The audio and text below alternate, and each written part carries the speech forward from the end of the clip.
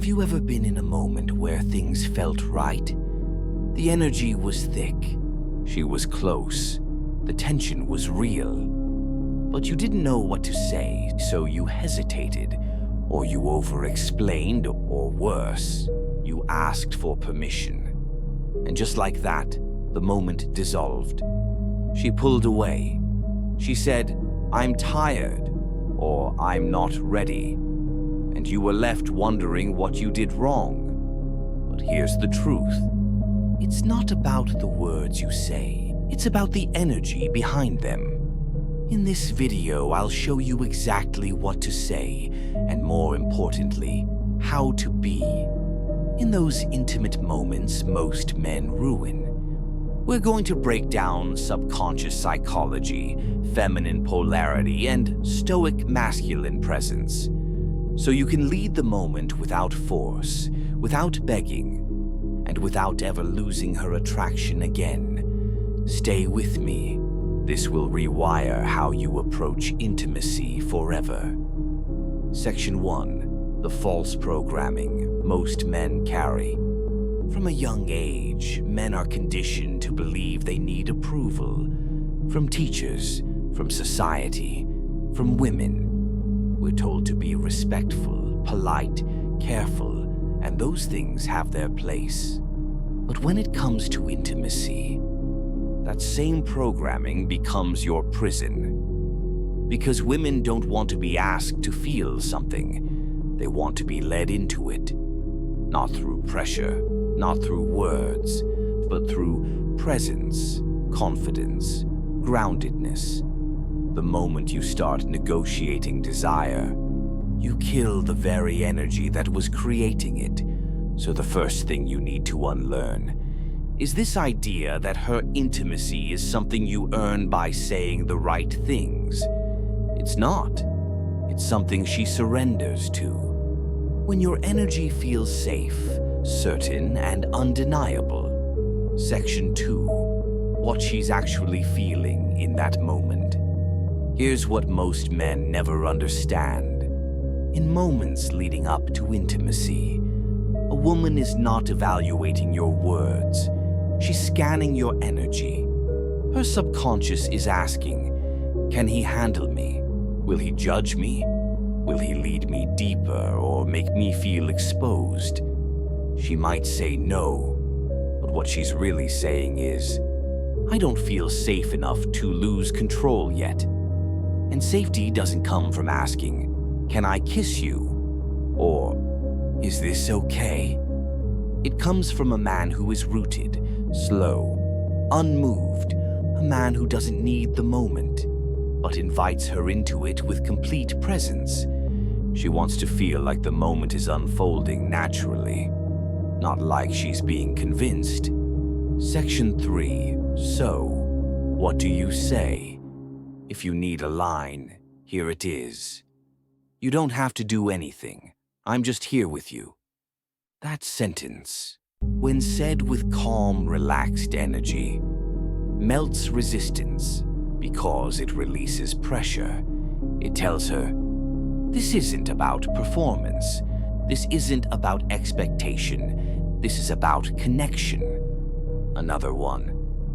Let's just breathe for a second.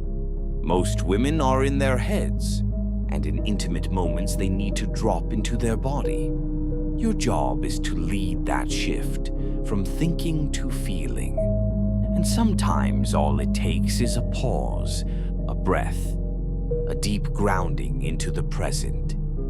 Section 4. Stoic masculinity in intimacy. The stoic man doesn't chase validation. He doesn't rush the moment. He's not in a hurry to get somewhere. He understands that presence is power. Marcus Aurelius once wrote, "Nowhere you can go is more peaceful, more free of interruptions than your own soul." This applies directly to intimacy. When you're anchored, when your soul is calm, you become a container for her chaos. She might test, she might resist, she might say, I don't know. But if you remain calm, unattached, clear in your energy, that resistance softens, and what's left is deep connection. Section 5. The energy that makes her want to come closer. Think of it this way. Women don't fall for words. They fall for how you make them feel. So before you speak, check your own frequency. Are you speaking from anxiety, from desire, from need?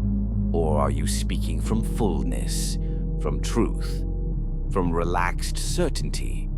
The more at home you are in your body, the more she wants to enter it energetically. When you're still, she feels safe. When you're intentional, she feels chosen. When you're unattached, she feels free to surrender. And in that surrender, intimacy flows naturally. No begging, no convincing, just presence, leading presence. Section 6. Common mistakes that kill intimacy. Let's call out the silent killers. Over-asking.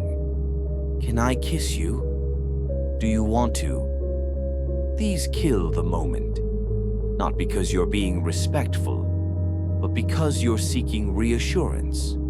Over-explaining. I just want you to know I respect your boundaries. Good intention. But if it's coming from fear of being seen as wrong, she'll feel it. Performing confidence. Saying seductive things with tight shoulders and shaky hands. She reads your nervous system, not your script. Jumping too fast. If your energy is rushing, she can't feel her body. And if she can't feel her body, she can't feel you. Slow down, lead the energy. Let her come toward you, not just physically, but emotionally. Section 7. The new frame. Intimacy as a gift, not a goal. Here's the truth. Intimacy is not something you get. It's something that happens when you create the right conditions, when your presence is felt more than your words, when your energy invites, not invades, when you can look her in the eye and say, I'm good either way. I just enjoy being here with you. That energy is rare. That energy is attractive. That energy is what creates real intimacy. The new masculine approach. So, what do you say before getting intimate? You say what's real. You say what's grounded. You say what's felt. But more than that, you become the energy she can relax into.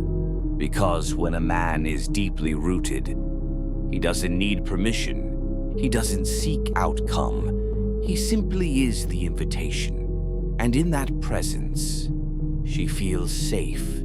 She feels seen. She feels ready. Not because you asked, but because you led the moment without needing it. That's power.